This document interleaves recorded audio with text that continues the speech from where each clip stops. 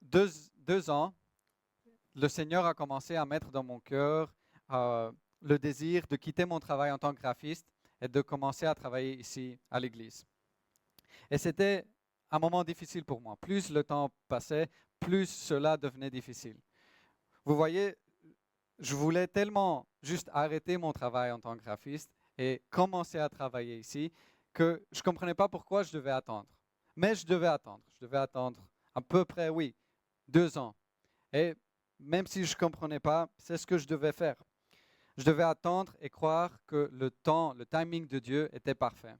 Et que si je devais attendre, c'est parce que c'est Dieu qui le voulait. Est-ce que vous avez parfois l'impression que Dieu n'a pas le même timing que vous? Comme si son timing n'était pas bon. Vous vous sentez peut-être prêt ou pas prêt à faire quelque chose, mais Dieu n'est pas d'accord avec vous. Vous êtes prêt peut-être à vous marier, mais Dieu n'apporte pas la personne qui est bonne pour vous dans votre vie. Vous vous sentez peut-être pas prêt à partager votre foi avec votre collègue, mais ce collègue vous pose des questions tout le temps, tout le temps. Ou vous vous sentez peut-être prêt à faire tout ce que Dieu veut de vous, mais soudain, un membre de votre famille tombe malade et vous n'avez pas la même capacité. La vie peut être frustrante lorsqu'on pense que Dieu n'est pas sur le même calendrier que le nôtre, qu'il a sa minuterie secrète et que nous faisons le mieux de la suivre, mais nous ne savons pas ce qui nous attend. C'est pourquoi l'histoire d'Esther est utile. Tout le livre met en évidence le calendrier de Dieu par rapport à notre calendrier. Et il nous rappelle aussi que, aussi aléatoire que la vie puisse paraître, la main invisible de Dieu est partout en train de travailler dans notre vie. C'est ce que nous allons voir aujourd'hui dans le chapitre 4 d'Esther. Donc je vous invite à prendre une Bible et ouvrez là dans le chapitre 4. Nous allons le lire ensemble.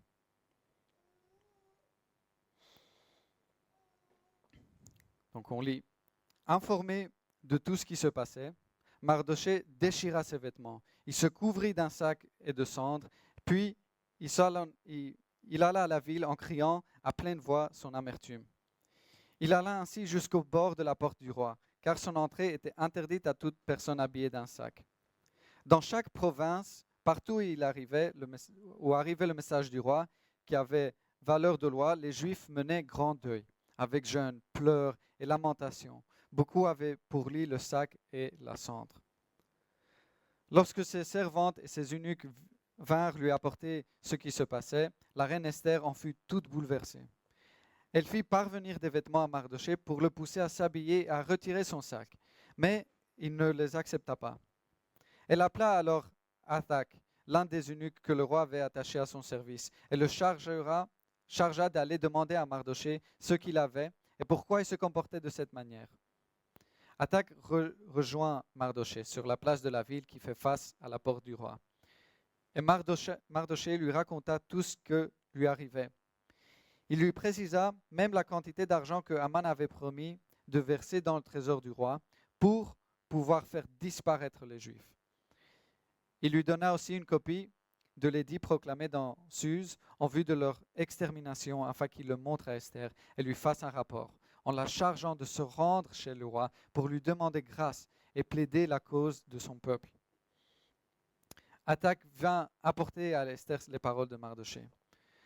Celle-ci le chargea alors d'aller à dire à Mardochée, tous les serviteurs du roi et la population de ces provinces savent que toute personne, homme ou femme, qui pénètre chez le roi dans la cour intérieure, sans avoir été convoquée, n'a le droit qu'un seul verdict, la mort. La seule personne qui reste en vie est celle à qui le roi tend son sceptre en or. Or, en ce qui me concerne, cela fait 30 jours que je n'ai pas été appelé vers lui. On rapporta donc à Mardochée les paroles d'Esther. Et Mardochée lui fit répondre. Ne t'imagine pas que ta position au palais te permettra d'être sauvé, au contraire de tous les Juifs. En effet, si tu gardes le silence, maintenant, le secours et la délivrance surgiront d'autre part pour les Juifs, tandis que ta famille et toi, vous mourrez. Qui sait, peut-être est-ce pour une circonstance telle que celle-ci que tu es parvenu à la royauté. Esther fit répondre à Mardochée, Va rassembler tous les Juifs qui se trouvent à Suse et jeûnez pour moi. Ne mangez et ne buvez rien pendant 3 jours, ni la nuit, ni le jour. Moi aussi, je respecterai un tel jeûne avec mes servantes, et c'est dans ces dispositions que je pénétrerai chez le roi. J'enfreindrai la loi, et si je dois mourir, je mourrai. Mardochée s'en alla faire tout ce que Esther lui avait ordonné. C'est la parole du Seigneur. Esther 4 est le chapitre le plus souvent cité dans ce livre. Et pour cause, le principal enseignement de tout le livre se trouve ici. Et c'est que le moment choisi par Dieu est parfait. Mais parfait ne veut pas dire clair. Dieu est mystérieux et il permet que des choses se produisent dans nos vies que nous ne comprenons pas. Alors, si aujourd'hui vous dites, je sais que le timing de Dieu est parfait, mais je suis toujours confus, je veux que vous sachiez que vous n'êtes pas le seul à vous trouver dans une situation comme ça. Et donc aujourd'hui, je veux voir ce qu'on peut faire quand on est dans ces situations. La première chose, c'est que nous devons être reconfortés. Si vous vous souvenez, la semaine dernière, ce qu'on a vu, c'est que Mardochée a refusé de se prosterner devant Aman. Et cela a fait qu'il a été au roi, et le roi a fait une loi qui disait que tous les Juifs dans tout le royaume de la Perse, les enfants, les hommes et les femmes, devaient être exterminés. Lorsque cette nouvelle du complot d'Aman est rendue publique, Mardochée rassemble tous les Juifs et il commence un deuil public. Vous voyez, à cette époque, lorsqu'on avait des nouvelles tragiques, lorsqu'on était triste, ce n'était pas quelque chose où on ne s'éloignait pas dans l'intimité. On allait au public avec nos pleurs et on était bruyants. C'était comme ça qu'ils faisaient. Et cela fait aucun doute que si la deuxième personne la plus puissante d'un pays veut exterminer votre peuple, c'est une nouvelle très mauvaise. Mais de nouveau, il n'est pas certain pourquoi Mardochée conduit le peuple à faire ce deuil. Dans tout le livre, Mardochée est un personnage bizarre. On n'arrive pas vraiment à comprendre pourquoi il fait ce qu'il fait. On ne comprend pas ses intentions. Est-ce qu'il aurait dû s'incliner devant Aman ou non? Est-ce qu'il devrait réagir maintenant comme il le fait? Est-ce qu'il se lamente parce qu'il se sent responsable de ne pas s'être incliné? Parce que maintenant tout le peuple juif risque d'être exterminé. Ou est-ce qu'il implore-t-il vraiment le Seigneur pour les délivrer? On ne sait pas. On ne sait pas pourquoi il le fait. Mais une chose qu'on sait, c'est que lorsqu'on reçoit une mauvaise nouvelle, la tristesse, ce n'est pas un péché. Ce n'est pas un péché de répondre à une mauvaise nouvelle avec le chagrin. Nous voyons Jésus faire cela. Lorsqu'il reçoit la nouvelle que Lazare, son ami proche, était mort. Nous voyons Jésus pleurer pour son ami. Donc ce n'est pas un péché de répondre par le chagrin. Dieu nous conduit souvent dans notre vie dans des vallées, dans des moments de chagrin, mais on sait que ces moments ne durent pas pour toujours. Dans Psaume 126, on lit « Ceux qui sèment avec larmes moissonneront dans la joie. Celui qui marche en pleurant avec un sac de semences reviendra avec joie en portant ses gerbes. » Parce que le timing de Dieu est parfait, nous savons que notre douleur, notre souffrance ne va pas durer pour toujours. Nous savons aussi que ce qu'on passe dans notre vie, Dieu a une raison pour cela. À ce moment-là, dans l'histoire, le peuple de Dieu était en exil pendant 100 ans. Donc pendant 100 ans, ils souffraient. Pendant 100 ans, ils étaient dans la douleur. Mais Dieu avait promis à maintes reprises qu'il allait les délivrer. Et même si maintenant ils se trouvent dans une situation où cette promesse semble s'évaporer, ils peuvent être reconfortés parce qu'ils peuvent se confier dans la promesse de Dieu. Le peuple de Dieu ne s'effondre pas lorsque les choses vont mal. Le fait que nous sachions que Dieu contrôle toute situation signifie que le mal ne va pas durer pour toujours. Peut-être qu'on ne sait pas ce qui va se passer demain. Peut-être qu'on ne sait pas ce qui va se passer dans une semaine, dans un mois, dans quelques années. On ne sait pas. Mais ce que nous savons, c'est notre fin. On sait qu'à la fin, nous serons avec le Seigneur et il n'y aura plus de douleur pour nous. Il n'y aura plus de souffrance pour ceux qui mettent leur foi en Jésus. Et donc, je veux que vous soyez réconfortés par cela. Lorsque vous vous trouvez dans des situations où vous êtes dans la souffrance, vous ne savez pas ce qui vous attend dans l'avenir. Vous savez, par contre, que vous allez être avec le Seigneur pour l'éternité. Et le mal ne durera pas pour toujours. Et donc, soyez réconfortés, parce que Dieu est au contrôle. Et donc, qu'est-ce qu'on fait lorsqu'on se trouve dans cette situation? Premièrement, soyez réconfortés. La deuxième chose qu'on fait, c'est que nous sommes engagés dans le moment où Dieu nous place. La nouvelle du chagrin de Mardochée est parvenue à Esther. Et je ne sais pas si elle ne comprend pas peut-être la situation, mais sa solution au fait que son peuple va être anéanti, c'est prendre des nouveaux vêtements et les amener à Mardochée. Je ne sais pas pourquoi elle a fait ça, mais il ne faut pas oublier qu'elle avait peut-être 14 ans à ce moment-là. Mardochée, bien sûr, il refuse d'être consolé par des nouveaux vêtements et lui envoie un message. Il lui dit, Esther, il faut que tu ailles au roi. Il faut que tu ailles envers lui et tu l'en supplies qu'il change les choses, qu'il nous épargne. Tu es la seule à pouvoir le faire. Et il dit cela en sachant que si Esther va devant le roi sans être convoquée, elle va être mise à mort. Et cela fait 30 jours, un mois que Esther ne s'est pas invitée. Donc le roi pourrait la tuer. Mais Mardochée lui répond d'une façon intéressante. Il lui dit, ne pense pas que si tu restes et tu fais rien, les bras croisés, que tu seras épargné. Tu vois, Esther, Dieu va nous délivrer, même si ce n'est pas à travers toi. Mais si tu restes les bras croisés, tu fais rien, tu ne seras pas épargné. Que Mardochée de nouveau soit un homme de foi ou qu'il essaye simplement de manipuler Esther ici, on ne le sait pas. Mais ce qu'il dit est vrai. Dieu va délivrer son peuple. Il délivrera toujours son peuple. C'est là que la célèbre phrase est prononcée. C'est de cette phrase qu'on a appelé cette série. La délivrance viendra pour nous. Et peut-être que Dieu a donné cette position à Esther pour un moment comme celui-ci, afin que la délivrance vienne à travers Esther. Et donc elle mourra peut-être. Et la délivrance viendra peut-être d'une autre source. Mais au moins elle mourra en sachant qu'elle a fait tout qu'elle puisse faire pour sauver le peuple de Dieu. Vous voyez, Dieu nous emmène souvent dans des endroits effrayants. Esther est née juste une génération après que Shadrach, Meshach et Abednego se sont opposés à un roi méchant. Ils ont risqué la mort pour rester debout dans un monde où tout le monde s'inclinait autour d'eux, au roi.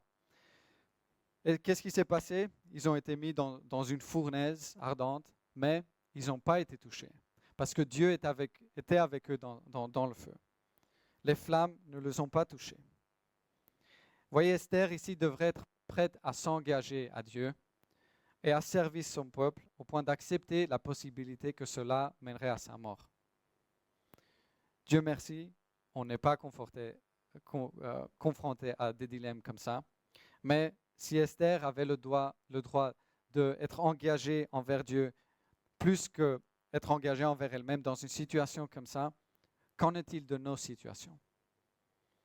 Sommes-nous prêts à défendre le dessein de Dieu sur la sexualité, même si les gens nous traitent de bigots, de dépassés ou de haineux? Sommes-nous prêts à défendre fermement nos convictions, même si même si on risque nos emplois, nos réputations ou nos consciences sont en jeu? Sommes-nous plus engagés envers Christ ou à faire des voyages? Sommes-nous plus engagés à servir le Seigneur le dimanche matin, à venir ici et à le louer? Vous l'êtes, merci. Que faire de la grâce matinée? Sommes-nous plus engagés à notre café du matin qu'à nos dévotions matinales? Il faut qu'on se pose ces questions. Et il faut qu'on se souvienne que si on comprend que le timing de Dieu est parfait, cela nous permet de contextualiser nos propres vies et nos décisions. Vous voyez, nous nous demandons souvent, pourquoi est-ce que Dieu m'a placé ici? Pourquoi est-ce qu'il m'a conduit à cette situation? Vous ne connaîtrez peut-être pas la réponse à ces questions. Vous voyez, peut-être vous vous trouvez parfois dans des situations où l'avenir, vous ne savez pas ce qui va se passer. Vous sortez peut-être de l'école, vous allez rentrer à l'université et vous voulez savoir où Dieu, quelle est la volonté de Dieu pour vos études. Et il ne vous répond pas. Peut-être que vous hésitez à déménager de la Belgique et vous allez à Dieu, vous lui demandez et il ne vous répond pas. Je pense qu'il y a une raison pour laquelle Dieu ne nous répond pas à ces questions. Si il voulait que nous sachions, si c'était pour notre bien, la meilleure décision, ça serait que nous sachions les réponses, nous les aurons. Mais Dieu ne nous les donne pas. Pourquoi? Peut-être parce qu'il veut qu'on se concentre et qu'on s'engage au moment présent. Et donc, si vous êtes dans des situations comme ça, vous ne savez pas ce qui vous attend dans le futur, vous avez de grandes décisions à faire et vous n'avez pas la réponse de Dieu. C'est une bonne chose de demander, d'aller envers Dieu pour ces choses, mais vous pouvez être engagé là, maintenant. Voyez, Dieu vous a placé au moment où vous êtes, à l'endroit où vous êtes, là maintenant, pour une raison spécifique. Et donc, engagez-vous. Concentrez-vous sur le moment présent. Dieu vous a placé ici pour une raison. Et vous savez, si vous vous engagez envers Dieu dans le présent, vous ne devez pas vous soucier de ce qui va se passer dans le futur. Dieu s'en chargera. Donc, quelles que soient les circonstances, faites-lui confiance aujourd'hui et engagez-vous à lui obéir, même si cela vous semble coûteux. Même si pour nous, ce n'est pas maintenant une question de vie ou de mort, c'est peut-être notre boulot, notre réputation. Engagez-vous au Christ. Vous savez, refuser de s'engager envers lui vous coûtera plus cher que de le suivre. Heureusement, ici, on voit que Esther suit le conseil de Mardochée. Elle savait qu'elle était placée là pour un moment précis. Et donc, elle avait confiance dans le fait que le moment choisi par Dieu était parfait. Elle ne s'est pas contentée de rester sur le côté, elle s'est engagée. Elle a pris la décision d'obéir le Seigneur. Cela nous amène à notre troisième point pour aujourd'hui. Donc, on a vu, lorsqu'on se trouve dans ces situations où on ne sait pas ce qui va se passer dans le futur, soyez réconfortés et soyez engagés. Et finalement, soyez courageux.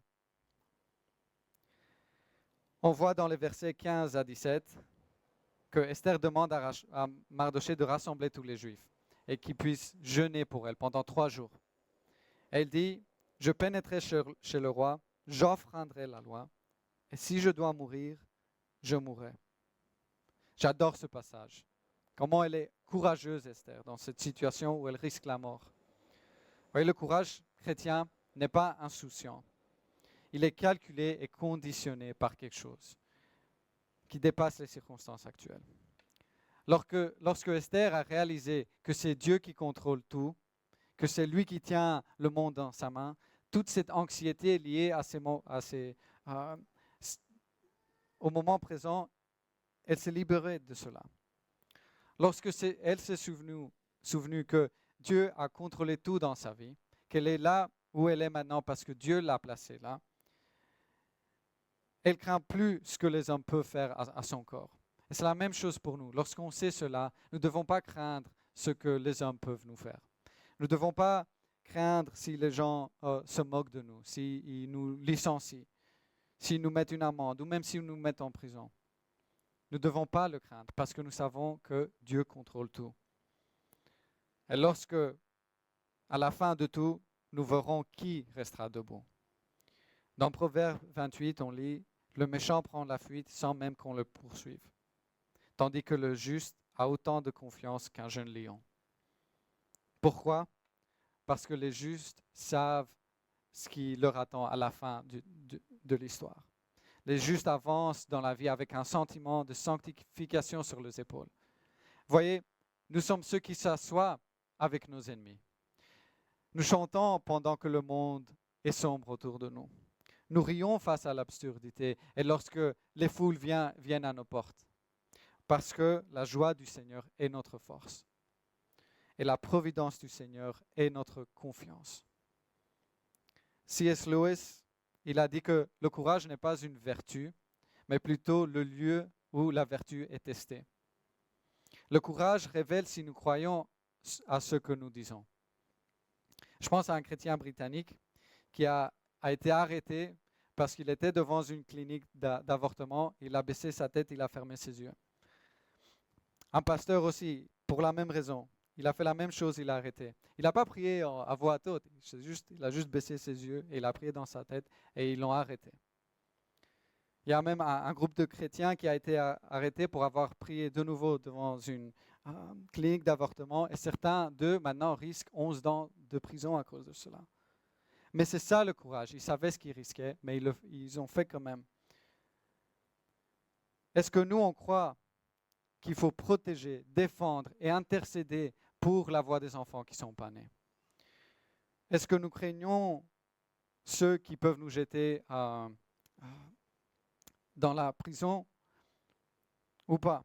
Est-ce qu'on s'engage envers le Seigneur? Ou est-ce qu'on a peur? Devinez quoi, pour ces personnes qui risquent peut-être 11 ans de prison, prison ou pas prison, dans 100 ans, cela n'aura plus d'importance pour eux. Et donc nous ne craignons pas ceux qui peuvent nous jeter en prison pour une décennie. Nous craignons pas parce que nous savons celui qui tient le monde dans sa main, celui qui prend les décisions du monde. Et s'il nous jette en prison, qui sait? Peut-être qu'on est dans cette prison pour un moment comme celui-ci, pour partager la lumière dans un endroit tellement sombre. Lorsque nous comprenons que Dieu tient tout le monde entre ses mains, nous pouvons être assurés que c'est lui qui règle les décisions de notre vie. Nous pouvons être audacieux et courageux parce que nous savons que son timing est parfait et que rien ne peut se produire en dehors de sa volonté. Votre pour un temps comme celui-ci est exactement là où vous êtes aujourd'hui. Ce n'est pas quelque chose de futur, c'est là où vous êtes maintenant. Ce n'est pas un appel à vivre ses rêves, c'est un appel à vous engager là maintenant, à l'endroit et au moment où Dieu vous a placé maintenant. Dieu vous a placé peut-être dans une école, dans un bureau, pour un moment comme celui-ci. Qui va partager la lumière avec vos collègues, avec vos amis? C'est à vous de le faire. Qui d'autre va parler de Jésus à votre voisin? C'est à vous de le faire. Soyez reconfortés parce que Dieu vous a placé là où vous êtes maintenant pour une raison, pour un but. Engagez-vous, faites confiance au calendrier de Dieu parce que vous savez ce qui nous attend à la fin. Et soyez courageux. Vivez comme des gens qui savent qui commande et qui contrôle le monde. Voilà, je vais prier pour nous. Seigneur, merci pour ce matin. Merci pour tout le monde qui est ici. Seigneur, merci pour le fait qu'on puisse faire confiance à toi. Parce que tu contrôles tout, Seigneur. Je prie que tu nous aides lorsqu'on traverse des situations difficiles. Tu nous aides à être reconfortés, Seigneur, par toi. Car même si les choses autour de nous semblent s'effondrer, semblent aller mal, tes promesses, Seigneur, vont être accomplies. Et on est tes enfants, Seigneur. Tu nous aimes et tu nous protèges, Seigneur. Et donc, quand il y a du mal qui nous arrive, Seigneur, on sait qu'il y a une raison pour cela. Seigneur, je te prie que tu nous aides à s'engager envers toi dans toutes circonstances. Que nous sommes engagés envers toi et pas envers nous-mêmes. Et finalement, Seigneur, je prie que tu nous donnes du courage à t'obéir, Seigneur, dans ces situations. À t'obéir même si on risque notre vie, on risque notre réputation, notre emploi, Seigneur. Aide-nous à être courageux pour toi, Seigneur. C'est une telle chance de pouvoir faire partie de ton plan, Seigneur.